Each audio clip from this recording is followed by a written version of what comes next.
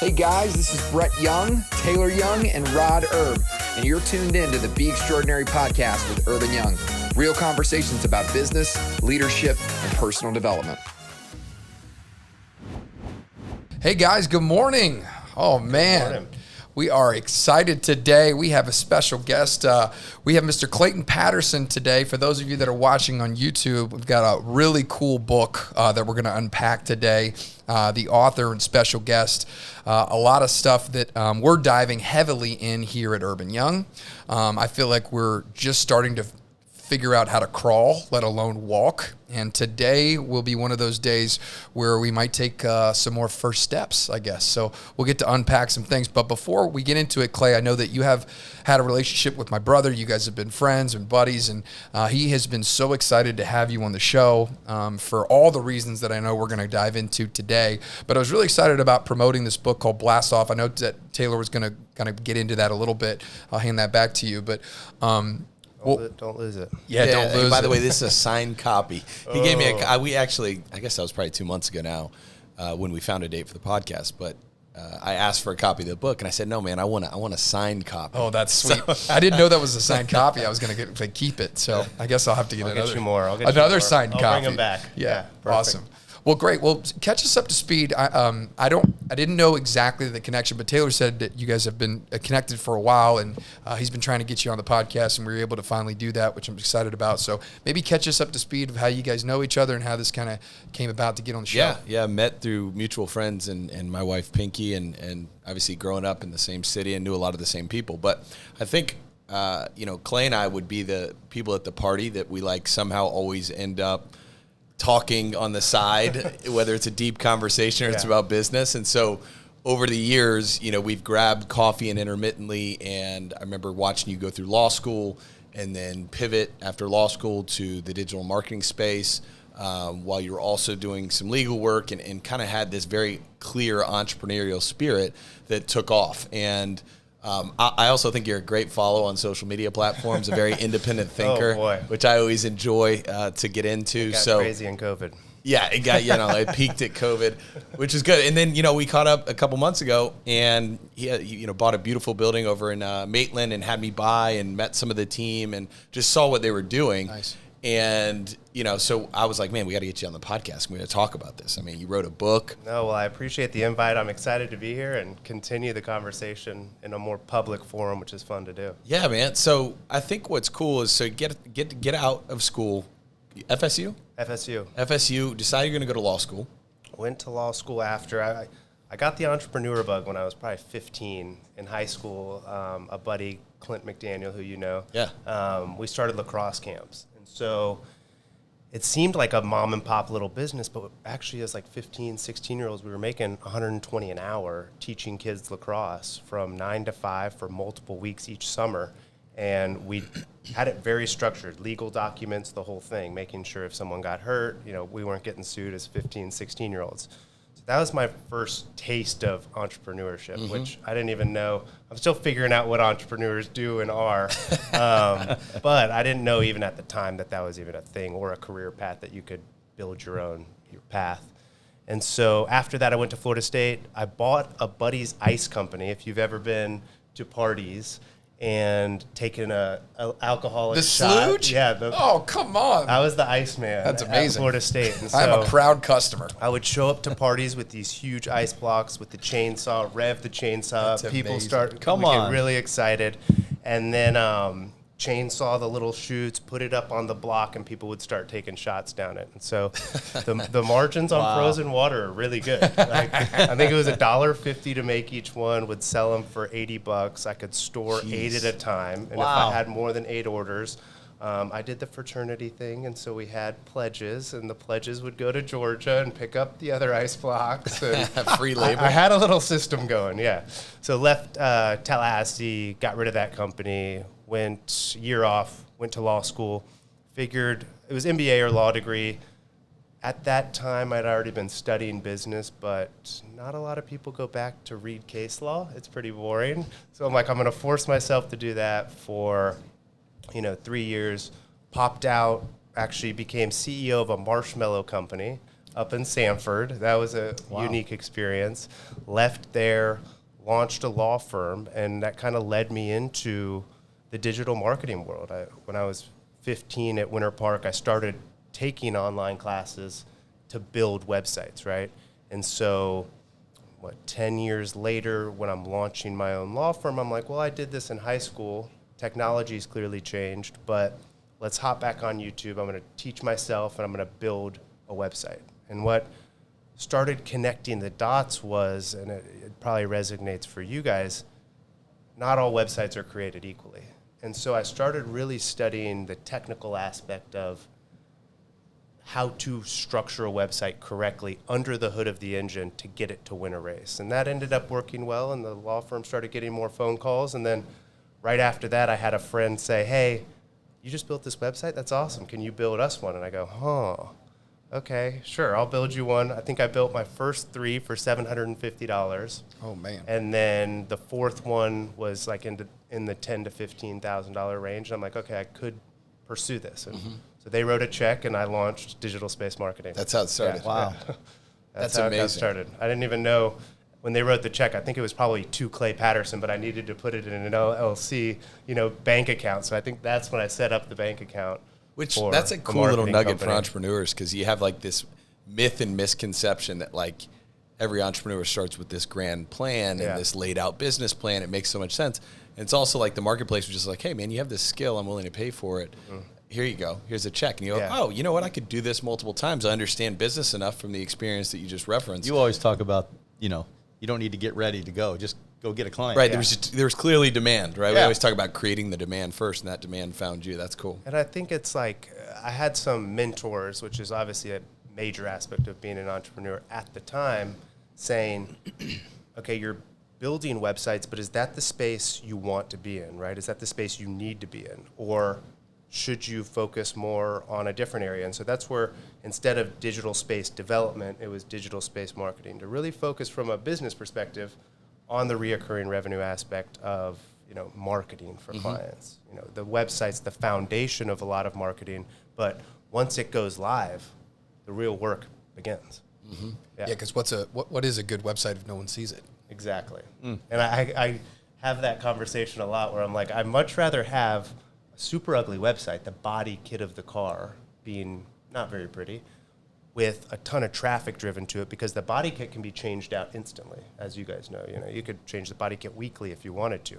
But getting the website to the first 10 positions of Google, or having it rank super high on search engines like Google, needs to be structured correctly, and it takes a long time. So that's when the SEO, would be the subject kind of in that vein.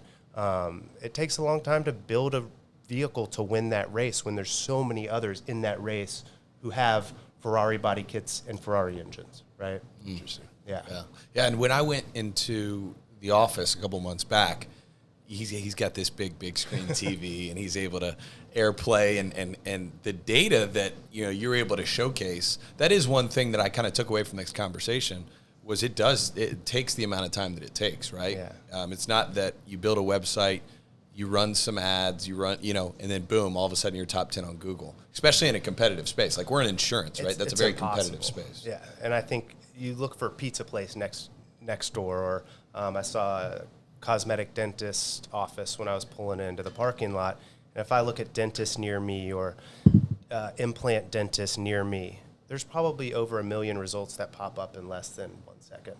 And so with that and the nature of it being so competitive and that many results, we're past the point of just blindly getting organically into those positions, right? And then if you are organically in those top 10 positions, a lot of people will use the combination of paid ads as well, to where within the first 5 to 7 positions on a search engine like Google, you're there twice, maybe 3 times if you're in the maps section, et cetera, all increasing the likelihood of a potential customer clicking on your ad or position, driving to the website, and then once they get to the website, the user experience side of things, the conversion optimization side of things come into play, right? Like above the fold on the homepage, probably the most important area of a website. Do you have call to actions? Are you telling them what to do? Are you tracking where they're going, right?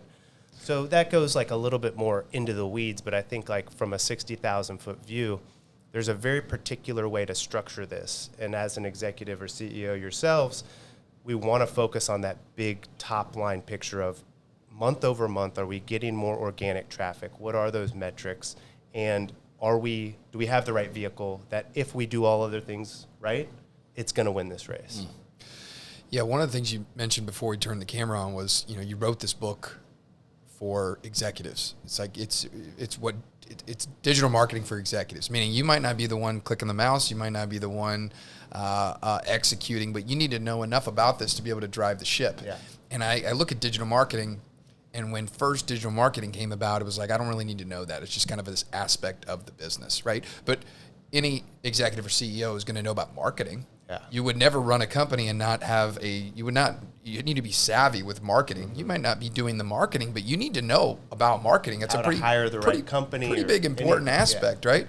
And so digital marketing, I always felt like was like the stepchild of like, yeah, we're kind of doing it, but I've got this social media manager, we kind of post stuff, but we maybe run some Google ads, but now it's the digital marketing is now a staple within almost every organization, at least the ones that are progressive, that are doing big things. It's like you can't afford not to understand this stuff going into this age, being in this age. And I know that's something that we've been more heavily focused on with Lorenzo, specifically running all of our digital marketing to learn how to learn the information, the knowledge, the terms, the understanding. Just the terminology in the space, to be able to deploy these strategies and kind of bind them together with all of your other organic traditional strategies. Talk to me a little bit about, why did you write this book from the vantage point that we just discussed? Like what clicked for that? Did you talk to people and they were detached from it? Like, where does that come from you? Because you easily could have, written a book specifically for somebody that's executing on this, right? And you didn't.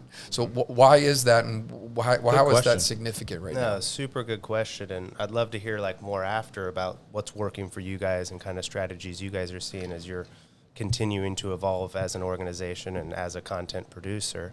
But really what drove me is just so many misconceptions. It seemed very foreign, especially among, at the parties Taylor and I would go to, we were in the corner, we were kind of lonely as entrepreneurs in the corner. Among entrepreneurs, especially ages probably 40 to 60, I'm 35 years young now, but in the 40 to 60 age, a lot of them don't believe in digital marketing and understand websites. It's very foreign to them, right? And so I would always have conversations about, hey, you've been in business for 10 years. Look at your organic traffic. Oh, someone just rebuilt your website. It completely crashed. Did you notice sales were down Q4? And they're like, yeah, I did notice that. I didn't know there was a correlation. So they weren't looking at these things, not even just a basic traffic trend, right? And so originally when I wrote the book, I pulled everything I knew about digital marketing out, put it in it, and it was way too technical. I got it to the editors, and they said, okay, a CEO and executive, this is way too deep for them. Let's pull it back a little. They don't need to know how to build a Facebook ad, but they need to know that Facebook ads are available in their industry. And that a Facebook ad, what its advantages are, what its disadvantages are, how you can use it in a combination with other ads, et cetera, et strategy. cetera. Yeah. And so during the editing process, I really tailored it down to that audience. And then once I had that lens, I wish I said I originally wrote it for that audience. I originally just wanted to write the book, right?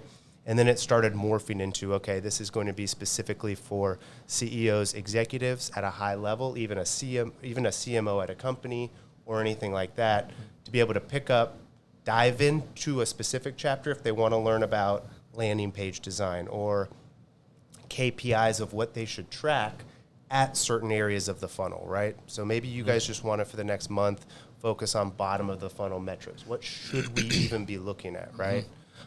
With Lorenzo. And so being able to open that up, dive into that subject, and be well-versed and have a highly educational or highly effective conversation with a digital marketer is the goal, right? So that hey, I'd like to build you a website.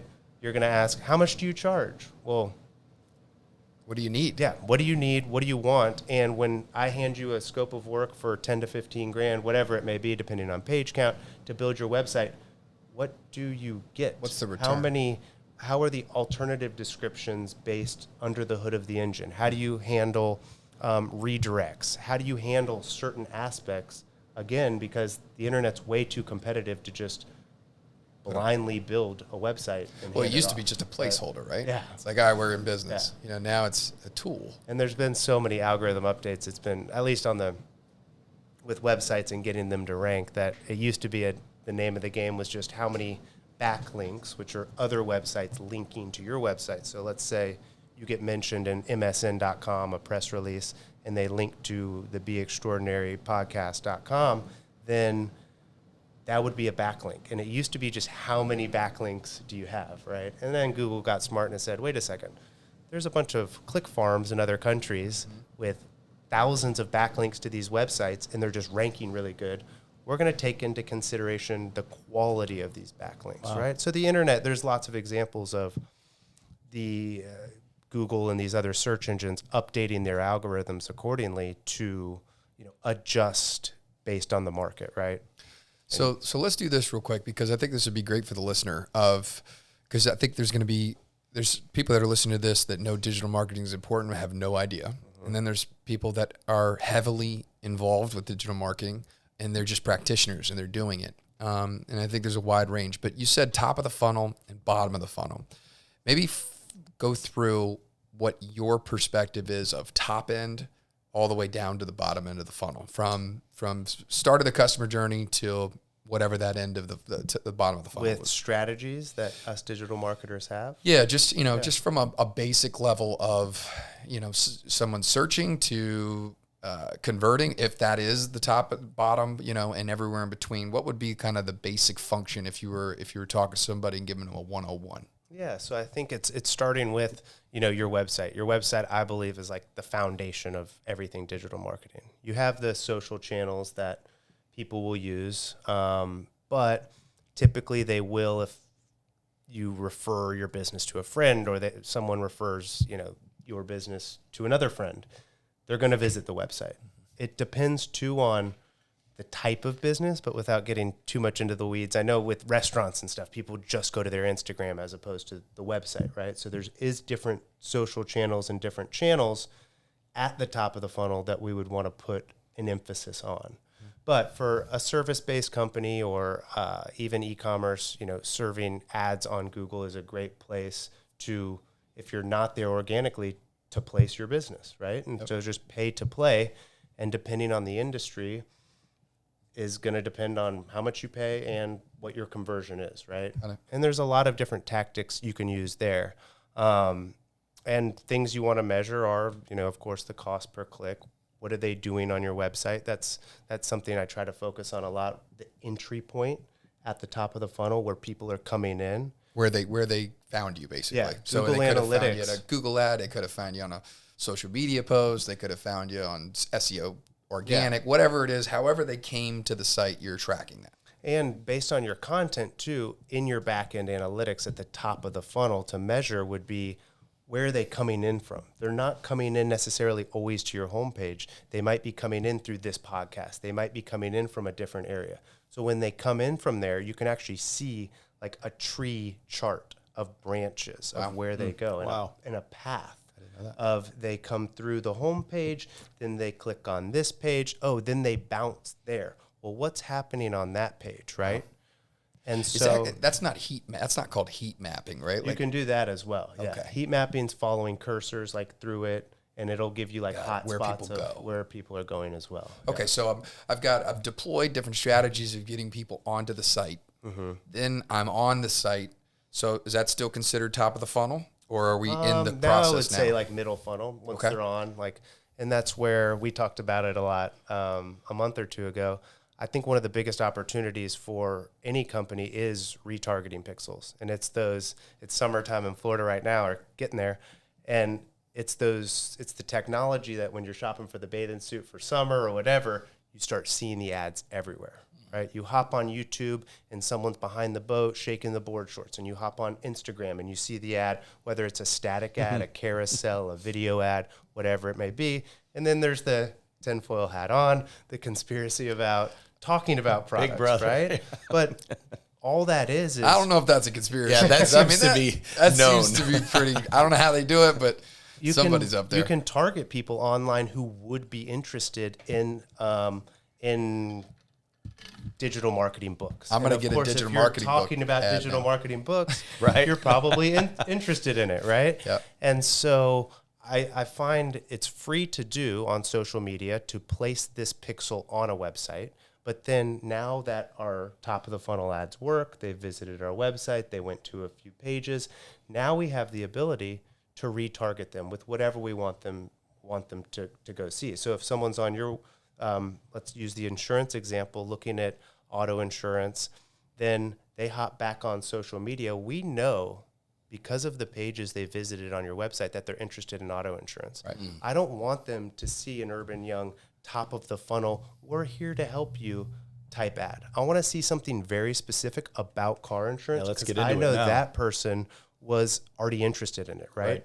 So then we would retarget them with That's your call to action. some sort of, offer, guarantee. I don't know what Yeah. would be an example in that, but we could get that in front of them. We could get, maybe you bring a specialist on to talk about auto insurance on the podcast. We could simply take that podcast episode, add them into a social media campaign, and retarget all of the people who have been to the car insurance page with your car insurance podcast, right? To make sure that they're seeing this content, to make sure that you're establishing authority in the field of writing car insurance for consumers or businesses, right? So it's a very powerful tool that you can really gauge. You can control the ad spend, you can control all of that. And then what you can do too is you can take your current audience, if you have, if you're e-commerce or service-based, if you have a list of customers who you've interacted with or who have inquired about your company, you can take that and put it back in and tell social media networks, go find people who look like this demographically, not race or anything like that, or you could, depending on the products, but go find match the 1,000 data points that Facebook and Instagram and Google and all these companies have on us, credit card information, all of that, and go find 1,000 people who look like 5% of them. Go find 10,000 people who match 95% of them. You can control all of this with your ads. It's amazing. So there's really you can go as deep as you want on that. You can go as detailed and granular as you want, but you're just kind of following. You can make it really tight. Yep. And that's where maybe you even launch 3 campaigns, right? To get into the weeds on this, right?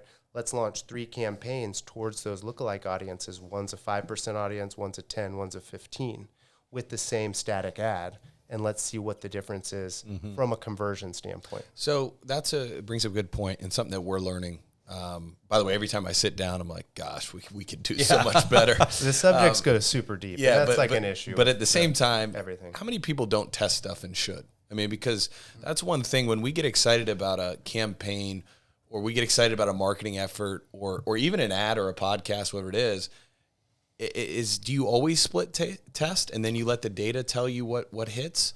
It depends. I don't think think always with social posts and stuff, you're just posting, but some of your social posts are going to get more traction than others, especially if you're putting additional dollars like behind things.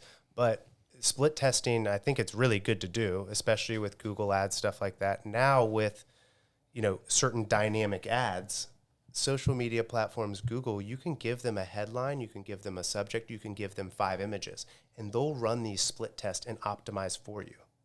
So now we're at the point where it doesn't even have to be manually done. Wow. These platforms are all doing it for you, right? And then when it comes to split testing, I think there's a few things to consider. I wouldn't switch up too much. You want to test one variable at a time. Right. Did this subject line actually make a difference? Right, if you change the subject line, the image, the description, everything on the ad, we don't know what worked and what didn't work. You're trying to isolate what is the variable. And then if you get something that worked because the headline changed, okay, now let's keep that headline. Then you could split test it again and try something else, right? Yeah. But before you got to isolate the variable and then move on. And I think I like a lot of, we work with lots of different clients, but a lot of healthcare clients, specifically elective surgery, practices. And if there's a new practice in a new area that we're launching campaigns for, I see you can use different software like SpyFu. If you just go to SpyFu, there's a free account and you can plug in your competitor's business or your own, and it'll tell us what ads, how much they're spending, what they're bidding on, and even Facebook ads library. If you plug in a business name into there, it'll pull out all of the ads that those companies are producing online. And so you don't have to recreate the wheel. A lot of times in like a new market or a new product, or there's certain companies like Morgan & Morgan who have spent millions of dollars testing ads. So why not just start with the assumption that I'm going to use Facebook ads library, I'm going to plug in my competitors. I'm not going to copy them, but I'm going to get an idea of what they're doing. Wow, that's huge. That's been tested. And then let's run something similar, and then I'm going to think of my own creative way and see. It's a good starting place. My flavor on it. Yeah. Yeah, that's incredible insight. Yeah. And by the way, you got to get the book. Blast off what executives need to know about digital marketing. Again, we'll do the whole link. Yeah, thank you. but you got to get the book because we clearly can't talk about it enough.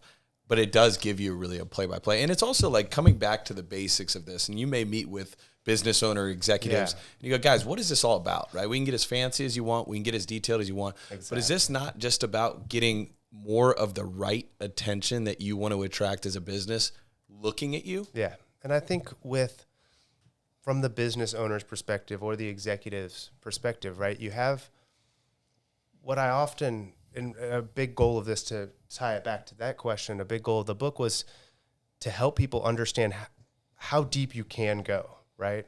You can stay on the surface or you can go deep. And as an executive or CEO, you have the option to bring someone in-house to hire them. You have an option to build your own team and hold them accountable, or you have the option to work with an agency. And what I realized, there was a point, in the business at Digital Space Marketing when I had launched that first website, and then I got them as a monthly marketing client. They said, hey, can you do YouTube ads, Facebook ads, all that? I said, yes, of course I can. And I hopped on and I've learned how to do it. But then once I got my second client, I hired my first employee. And what I started realizing, and it goes to the goal of the book, is all these subjects go super deep into the weeds, right?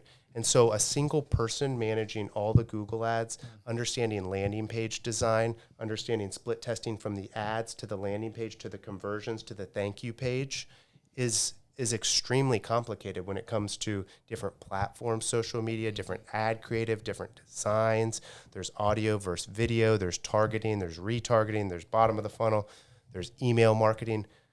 I think it takes a team of specialists, and that's how I've seen it the most effective, right? I've seen companies that will pay a single marketing person 120, 150 grand, or hire someone out of UCF who does marketing, which is great.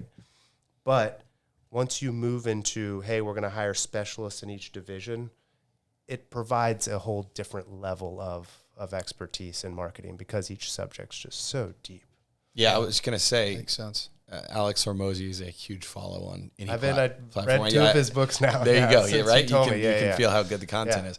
But he goes into his strategy, and they have somebody has LinkedIn, and then somebody has. So even different social platforms, it's a specialist on that social platform. And of course, this is millions of dollars. Scale, yeah. I think he spends $2 million a year just in staff costs to run his social. But it goes to the level of how he's building his brand. But I also thought was a cool tip that he uses is he'll tweet a lot, and he'll just take things that he experiences through the day, and he'll tweet, and he'll just see what gets attention. And then what gets attention, they'll put it in a process, and then they'll make short clips on it, and then they'll promote, and then they'll have their own process. Yeah. So he kind of starts with, okay, what gets demand, and then I'll spend more and more time and go deeper and deeper for the stuff that people continue to consume that they find value in. That's almost like we all, right, have social media posts for our business. We could probably learn something from it, right, and pull out, just go to someone's Instagram or Twitter or X or whatever, and just look at how many likes, how many comments, how many shares, and that's probably a great starting point to start, producing shorts, clips, put money behind something, and stuff like that. think that's a great. So I wanted to ask too, approach. Brett, you mentioned the demographic of the listeners of this podcast. I think us included. It used to be, okay, hey, if you just get a website, like just play the game, like just start, right? That was like a big deal, especially in our, in insurance. I mean, we looked 10, 15 years ago, there was people that didn't have websites, didn't do any content like, so it's not like a super high bar there, but then now you have people that are adopting it, right? They're in on digital marketing. Like it has to be a part of your strategy.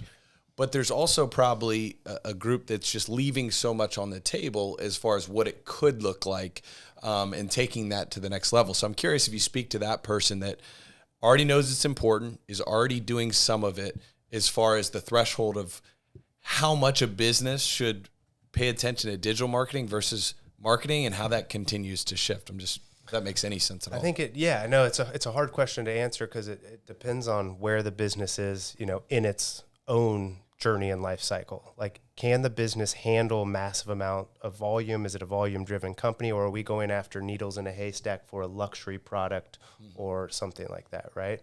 So the good thing is if your business is already spending money and you have data rolling through, now you can start making decisions, and you want those tools in the quiver. So if we use traction at the companies that I'm involved in, and so based on traction, we have scorecards and other metrics. I want to be able to, once my systems and processes are in place, pull that digital marketing tool out of the quiver and deploy it right away, right? And meaning I already have data to use. When we first launch marketing campaigns, we don't have a lot of data rolling through, and it's not the best sales approach, but it's the worst they'll ever be that first month, right? The website's the worst it'll ever be when we first launch a website. Clients don't like to hear that, but I tell them it, and I'm like, it's the best website you've ever had, but we need to continue to, add to it, evolve, use the data rolling through, kind of how I mentioned earlier. Where are people leaving? Are they leaving? Are they getting stuck on this page? Like, what's happening there, right? So I think once you're spending money, once you have the data rolling through, then it start getting granular with the ads, with the targeting, with some of the strategy involved, right? Yep. But no, I mean, it makes most sense. You got to start with, where are you trying to go? What are you trying to do with it? Which I think that is in of itself the tip, right? You don't just want to spray and shoot a bunch of digital marketing without understanding, like, what is the purpose? And what's like with Urban Young, would you want to post ads or get top of the funnel? Or should we just focus on nurturing our existing client relationships, right? So completely different strategy from going after cold people visiting the website versus, hey, we've had X amount of happy customers and we want to target friends and family of them with our content, with a soft approach, with a very low pressure. Not a lot of, low pressure call to action, and start building those relationships. I was actually going to ask something similar along those lines. I think like belly to belly marketing, right? You talk a lot about, is my goal to brand myself, or is my goal a call to action? I'm interested to know, specific to the digital world, do the two become more synonymous, or is there such a thing as marketing without a call to action? And you just kind of answered that, but can you go a little deeper on that? I think, and correct me if I'm wrong, I think you're saying like posting to build brand awareness versus just post direct response. With like a direct response. Call us today, right? Are we wasting effort if we don't have some sort of call to action versus I just want to continue to get my name out there? I don't think so. I think it depends on, what is the content, what is the goal of the content.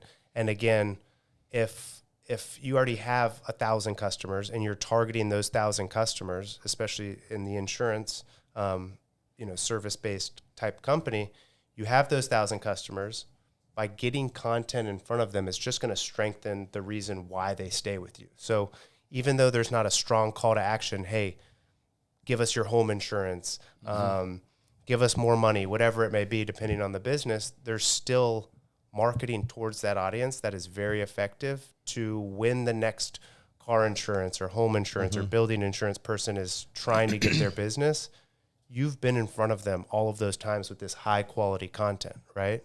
So I think it's very valuable to do that without big call to actions. And I think it depends on, audience and stuff like that. I think the younger generations are more used to strong call to actions with digital ads.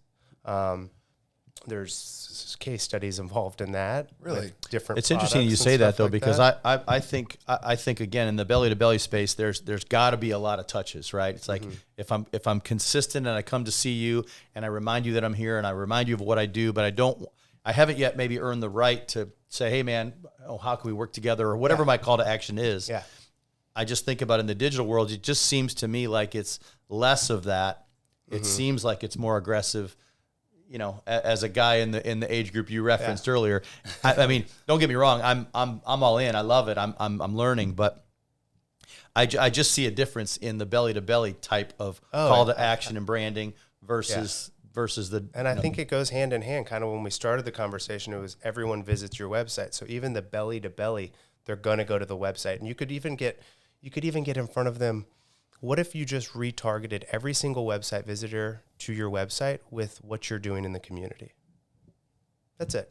No call to actions, just showing them, hey, we're involved in the community and this is what they're doing. Would that change their perception positively about the business, right? And working with you guys or wanting to work with you guys. No call to action, nothing.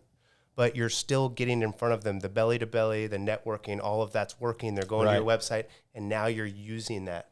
Once they've pulled you into their world by visiting your website, now again everywhere they look, YouTube, Facebook, Instagram, they start seeing you in the community doing things. To me, I look at it just like to me it's how many exposures does it take in order to get somebody to refer you first piece of business, right? Like in belly to belly. But I think I would anticipate in the digital space, it's the same thing. Most people aren't going to see one ad and convert. So, but they are going to, that's why retargeting is so powerful, right? They start seeing it over and over and over and over and over again, becomes more familiar. And then, you know, I know for me, when I buy things, I've seen it 4 or 5 times. Exactly. I'm like, God, they're stalking me. And then I'm like, well, this is kind of cool. Let me check this out. And then I end up purchasing. So I'd almost argue, even though I'm not an expert, I'd probably ask you, you know, and we just really answered it. I think a lot of the same things that are applicable in traditional marketing are very applicable in the digital marketing, because at the end of the day, it's all just behavior. It's human behavior. And so the strategies of how you go about it are different, but the behavior of humans is still symmetrical in both spaces. And it used to be, I think in like the 60s, 70s, it was 4 times you'd see an ad and then people would take action. There's studies out, and now it's up to like 12 times. I mean, there's so much ads everywhere, and our stimuli and attention is just trying to be grabbed from all different directions. So, you know, volume and frequency, duration and frequency, we need to increase, right? And that goes to what's cool about specifically using paid ads and retargeting, that combination. You can control, hey, depending on the sales cycle of what the product or service is, I can control, hey, I want you to see my ad one time in 7 days, and I want you to see it every week for 10 weeks. Or, hey, the sales cycle is really short. It's shopping for a water bottle, and I'm going to make a decision really quick. I want you to see my ad 7 times in 1 day. Worked. Right? So you can control that depending on what it is and depending on what you're actually selling. Someone's home, or is it like an instant consumer good that someone's going to buy like right now. And it's convenient for them. Well, and the leverage too, right? It's like you just, with the retargeting, it's like you're clear in your initial messaging, and then by knowing where you need to be, it's like the leverage is just insane. Yeah. Where it's like belly to belly or traditional marketing, it's like one by one by one by one, unless you've got some sort of controlled audience, which typically isn't as warm or you know, as productive, right? Absolutely. You know, it's also interesting though. We always say less to more people, and then after you go really wide, it's you know, what you say. Don't convince, sort, don't convince. It's the same, right? You're following the funnel of like, okay, these are people that are clicking on your stuff. Right. They're still clicking on your stuff. Okay, we're going to give them more stuff, and we're going to show them more who we are, and we're going to understand what those people want. So I'm going to sort. I'm not going to convince, and I'm going to say less to more people. So that seems like it's very embedded in the strategy. And what I got from Alex Hermosi's books was really the offer. What are you getting in front of them? If we are going to do a strong call to action, what would they say no to and feel super stupid. Right. I think that's how he puts it. Yeah, he's like, make the offer so good that they would feel dumb saying no. Sure. And so then that's a whole skill set. I mean, he's very good at it, clearly. So when it does get in front of him, it's something that's really cool to that person be excited. Well, that was the other thing. You mentioned all these skills like copyright. That's a whole other deal, right? That's a whole specialty. So all right. So is that middle? Are we getting down to the bottom of the funnel? We just went off all through the funnel, right? Out the other side. Water slide. But the offer, is that kind of at the bottom of the funnel? Are we right there at the end? I think so. I mean, I think it depends, again, product, service. I don't want to answer it too politically, but yeah, I think it depends on what I notice on a lot of people's websites when I do audit sites is they're shoving a call to action, book now, schedule now, buy this, instead of like the learn more. And the studies show that you want to give the consumer options to learn more, give them multiple call to actions, and then use that data. Some might be ready to buy now, schedule now, get the quote of insurance now, but others might want to learn more about you. Wow, that's a good nugget. Right? And that's a really good nugget. That makes sense. It's there's less friction there. Yeah, it's more because another human behavior, we're anti-committal. Yeah. Right. Like I can learn more. I'll hit your button that says learn more. Yeah. But if you told me buy now, like I'm not ready yet. Yeah. So I'm not going to hit the button because God forbid if I hit the button, I don't know what they're going to give me on the next page. That's such a great point. It's like I'm interested, but I only have a buy now option. I'm not ready to buy, but learn more might lead me to buy. Yeah. Right. And then you learn more. Maybe it goes to, with the law firm that I was running for a while, we would go on the pages that people would go to were guide downloads for this specific type of service. Download our estate planning guide, download our probate guide, whatever it is. In exchange, we call that a lead magnet in the digital marketing world, but in exchange for that email. And then now I know, okay, I still haven't shoved a free consultation in front of them yet. They downloaded a guide, so they're clearly interested. Do I need to get the free consultation ad in front of them, or maybe a webinar in front of them, or a seminar, a lunch and learn? What do I need to get in front of them? And that's where we start split testing these offers of, hey, all the guide download people, let's target with this, right? So that this is selling the whole time. And that's what I like about the internet in general is, we have businesses with employees and stuff, and your website doesn't eat, sleep, poop, complain, and it can go out into the environment 24 hours a day, 7 days a week, break any boundary, geographically, instantly, depending on your budget. And it works beautifully as long as, some of these offers, depending on where they are in the funnel. Getting that email address, I always thought like, okay, you got an email address, you're going to send me emails. Yeah. Okay, great. But I'm going to have to actually change my email now that I've given it to you. But is that... You give the bad email. Yeah, give the bad email. You give the spam email. That's funny.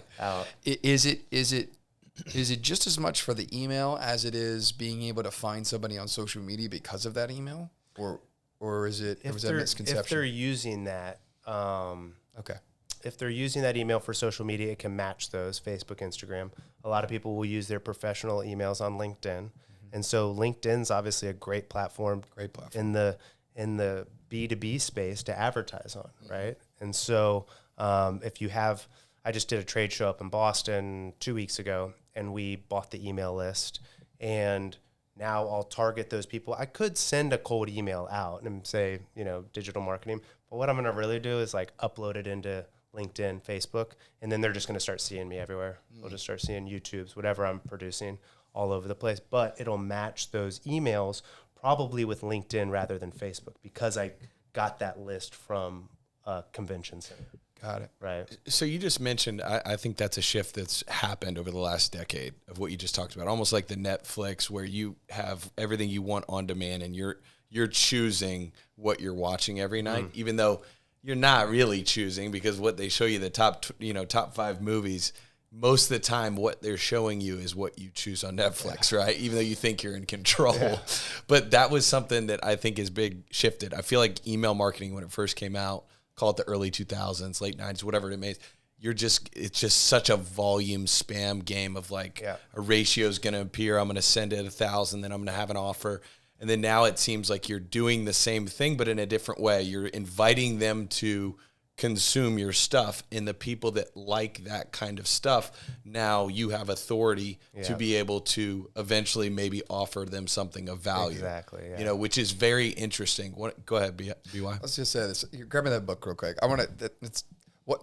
And I think with this, just to throw this into this, because sometimes it gets super technical and complicated, right? And it could seem like that for some of the viewers, but you just want to focus on a few channels. You don't have to focus on marketing perfect everywhere. If you find one lead magnet, one guide download, one landing page that works, one Google ad that works, double down on it. There's no need to have 50 different campaigns with 50 different call to actions, making this extremely complicated. Focus on one thing at a time. And then once you have that lead magnet dialed in, go to the next, continue to optimize. You could just run one type of campaign, a top of the funnel, middle funnel, bottom of funnel campaign through the system and just optimize for that. That's it for the entire lifetime of the company. Right? That's a big nugget that people can take away. Yeah. Because I think that's sometimes the intimidation, and even us, to the extent you go, it's so overwhelming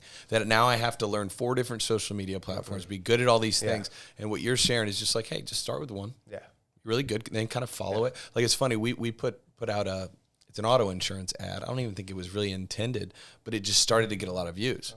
And then we just put more behind it, and then it just and it's almost like it's went viral in our space, and it's generating a lot of traffic. Where was it on? What platform? Instagram. Facebook and Instagram. Yeah. But what people don't know is Zoe split tested that like 12 times. He did. He worked on it for 3 months and nobody knew about it. Wow. And then on the 4th, he got it started. I mean, I think he brought down the cost. I think the cost per click was like 4x what it is now. Wow. When he started. Yeah. And so he's just been optimizing and optimizing and optimizing and optimizing. So that's the other thing. It's like, just if you, wherever you start, if you look at it and you go, maybe this isn't very economical. It's like, no. That's like you said, it'll never be this bad again. That's if you're doing if you're taking some of these steps that you talk about in the book, you should be bringing that cost down over time. You know? Get started. And when it comes to websites, if you build it right and consistently water that seed month over month, week over week, it's going to turn into a mighty oak. But, you have to, you're not going to blindly just get there. It's too competitive on the internet, but there's also a ton of opportunity. I missed the .com boom in the sense of buying Puff Daddy, SeanCombs.com. Bad example these days. Yeah, I was just going to say. I'd Who's listening to that one? Him for that. That's funny. I missed that round, but there's still a ton of opportunity digitally online. We're all consuming it all day. So, it's not slowing down. I have a few websites that people want exclusivity on. They're member-based websites. And I'm like, there's so many people in geographic areas that we could spend millions a month and still not get in front of everybody with these ads. So there's so much opportunity online. So I appreciate you guys with the questions. Yeah, I think the other thing too is like personal brand is a big thing too. So it's like, you talk about executives and CEOs and business owners that have, whether it's small business, medium-sized companies that are looking to grow their digital footprint. But also I think you have the professional who's looking to grow their personal branding and puts emphasis on social media as one of their main forms of getting their name out in the community. Absolutely. I mean, think about the low-hanging fruit that, that these individuals have if you just were to learn a couple skills. Yeah. And you mentioned it when we were talking earlier. It's like, and we've had this, I know Lorenzo and I had this conversation a lot. It's like the amount of effort that goes into producing content is so significant. What happens after that is it's almost as if you're wasting the effort that's put in. I see so much opportunity in that. And I'm the king of getting things 3/4 the way there, right? Whether it's a house project or anything like that. But you get it all the way to the finish line. You produce the content, but upload that list, put $10 behind it, and it goes so much further. We're whispering in a microphone when we can just crank it up a little and more people are going to hear it. Right? Amplify your message. It's almost like it's different paces, and you talk about siloing it like at scale. At scale, you probably have one person helping in the beginning, and you have one person that it is their job, and each part of the funnel because it's such a different muscle, just to make sure that all the time that's gone in, you get that optimization. And on the personal brand, I'm working on the personal brand right now with the book launch.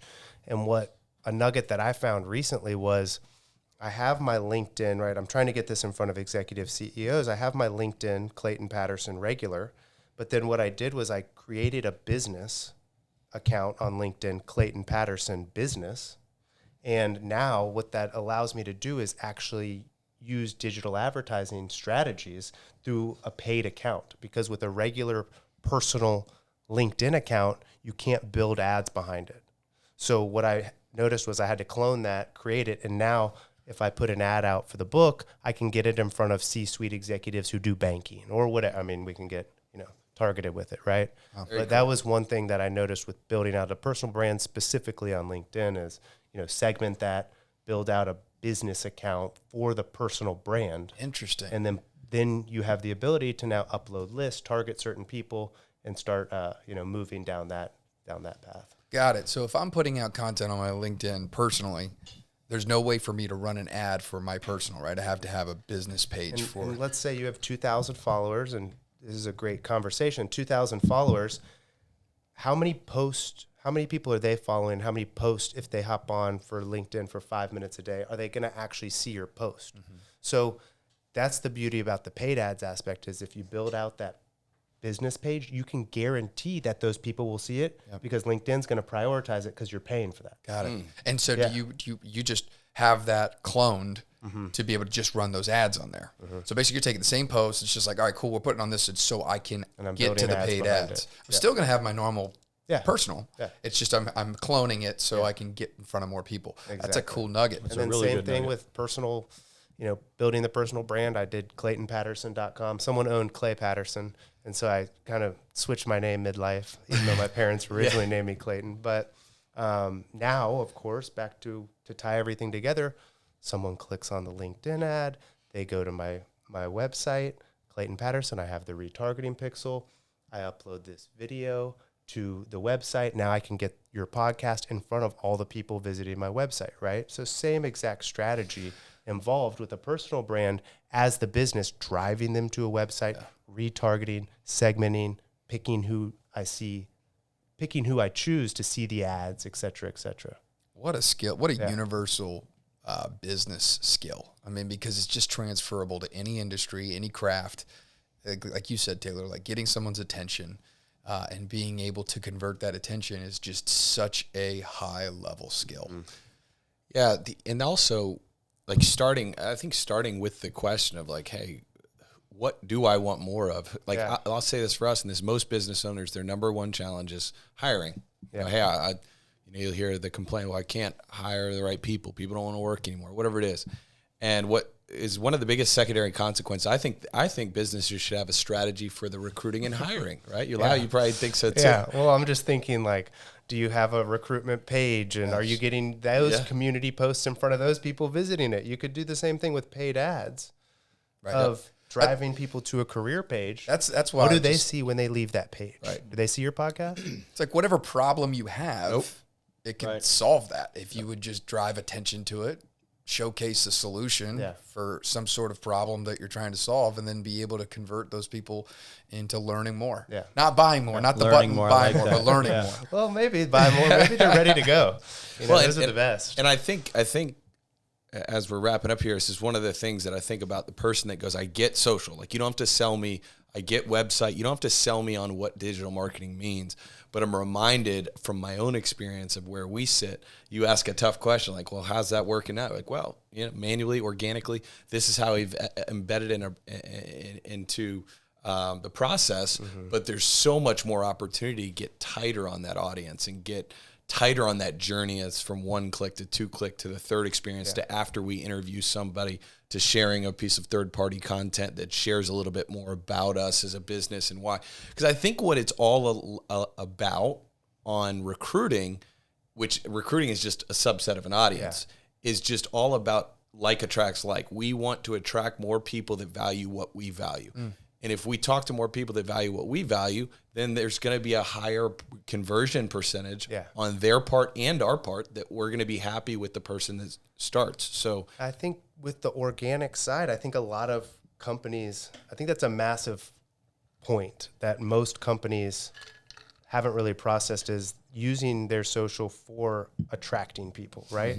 It doesn't have to be used for like selling new clients. You can use just paid ads for only that. But then when people come and visit your social, it's all organic content. It's not stock photography. It's none of that. It's culture. It's all of that. So there's a lot of companies that just use social media for that and don't have their feed that look like ads. And then they just use Facebook's ads, manager and LinkedIn ads manager to run actual ads towards consumers too. So I think that's like a great point too, is like, should we, back to 60,000 feet, should we post client facing social ads or social media content on this feed, or should this more be towards our internal culture and towards, future hires? Yep. Yeah. That's a great point. And I also think to what you're sharing in the book, you could also look at who's currently working in your company that value it and have a clone risk of demographics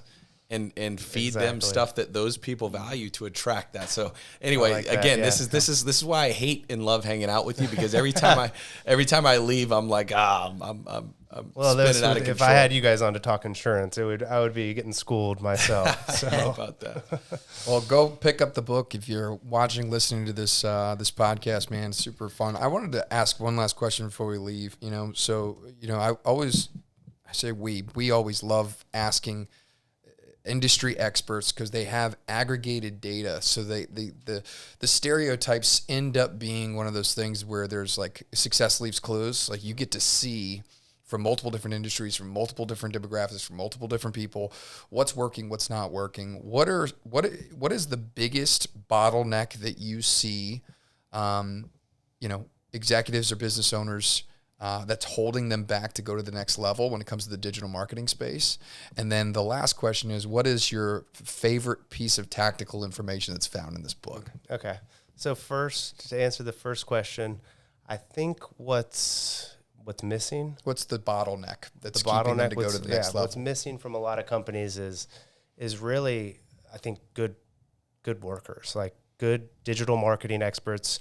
When I talk about the legal industry versus the digital marketing industry, the digital marketing industry is not regulated. There's no governing body that like, hey, I'm going to build your website, I'm going to charge you $20,000. You don't have the skill set to check what you get. Like you have no clue how to look under the hood, run a technical audit, see how I structured the meta description, see the site schema, all these technical marketing words, right?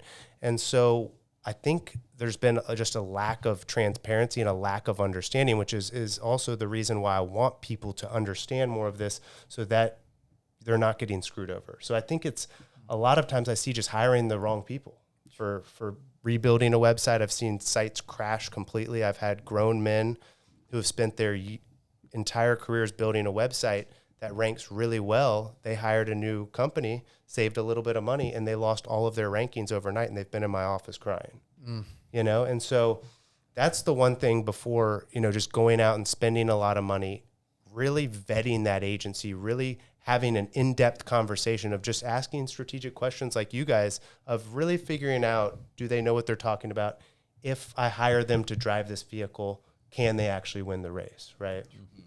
By the way, if they read the book before they start vetting agencies, that would probably be very helpful. It's going to be a tough conversation with me. Right. Yeah. They come in with their list of notes. Oh boy, page 67, clause A says Who is this. this Clay Patterson guy? Yeah, it's like, oh boy, that could come bite me. But Love that. the other question of just nuggets in it, I think, I think a lot of opportunity right now. There's been obviously a massive AI push. It's a hot topic right now. And what I'm seeing working really well and what I'm doing personally, depending on the business, depending on how competitive it is online, really focusing on the organic side of things. And really content production I can produce 1,000 pages of content instantly right now within a few hours probably.